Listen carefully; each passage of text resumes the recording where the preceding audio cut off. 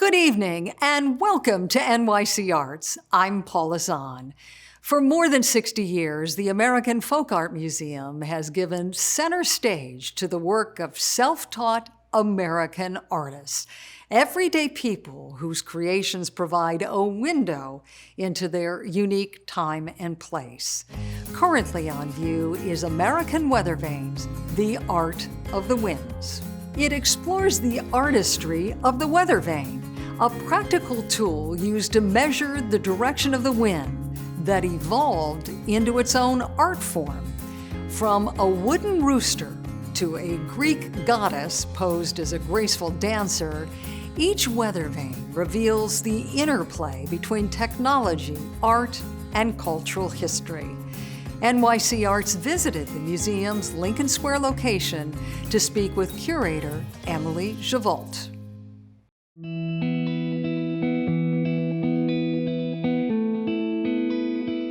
American Weather Vanes, The Art of the Winds is an exhibition at the American Folk Art Museum, and it brings together a never-before-assembled group of remarkable American weather vanes that tell the story of this seminal American folk art form from the mid-18th century to the early 20th century. American Weather Vanes, The Art of the Winds opened on the American Folk Art Museum's 60th anniversary, and we're so excited to be able to share with our audiences an exhibition on this theme, which has been so important to the history of American folk art as one of the first and really important forms to emerge as an object of special interest for American folk art collectors, and also as a real opportunity to shine a spotlight on this form, which hasn't had a comprehensive treatment in many decades. The idea behind weather vanes is that they are functional, but I think it's safe to say they've always had strong aesthetic components to them. These are objects that were designed to capture attention, and on top of a public or private building, they signal a sense of pride in personal or social identity. The range of forms that they adopt really speak to those different themes.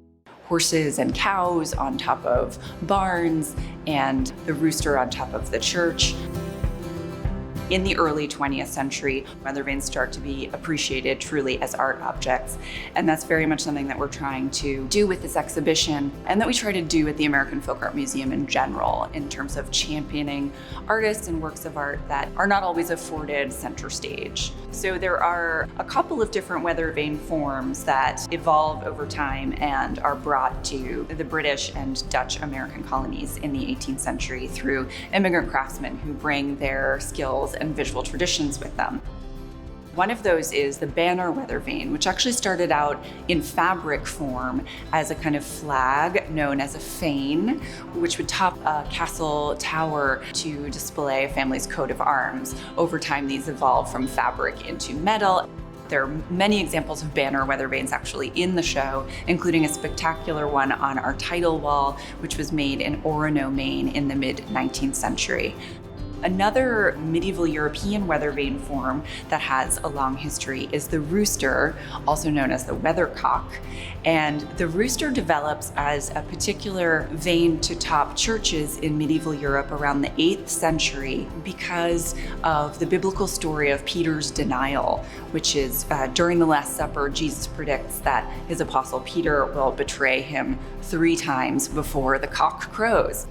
The culmination of the show is a gallery of 19th century weather vanes that really expand into this explosion of different forms. The imagination really took flight during the Victorian era, and vane makers began making all kinds of fantastical figures, including witches and dragons, and also taking up themes of technological innovation, which you find in the form of a locomotive weather vane and a touring car weather vane. The earliest American weather vanes tend to be unique examples. They were not replicated multiple times by their makers. They were one-off works of art. Wood was a material that was widely used in the British American colonies, so there were artisans who were familiar with it. In the mid-19th century, you do start to see copper really becoming a material of choice. Copper is highly malleable. It can be easily worked into the beautifully detailed works of art that you see, and During this time of growing industrial efficiency, makers began to develop processes that really allowed them to step up their production.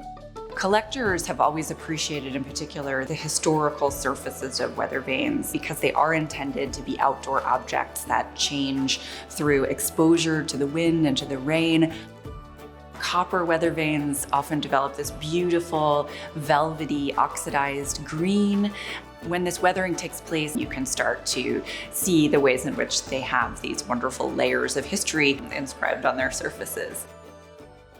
Weather vanes have this long association with historical memory, which is really interesting. That sense of the weather vane as a memory keeper, I think, aligns with some instances in which weather vanes actually become time capsules where makers or collectors have tucked little notes inside. One example in the show is a beautiful wooden heart and hand weather vane that was made for a tavern in Roxbury, Massachusetts. And the artisans who worked on the weather vane did exactly that. They tucked a note inside that documented their making of this object. Something that we thought a lot about as we were planning this exhibition is the way that weather vanes prompt us to pause. A sense that if you look up, you might see an object that really takes you by surprise and allows the viewer to experience a moment of beauty and uplift. It's a moment of the extraordinary within the ordinary.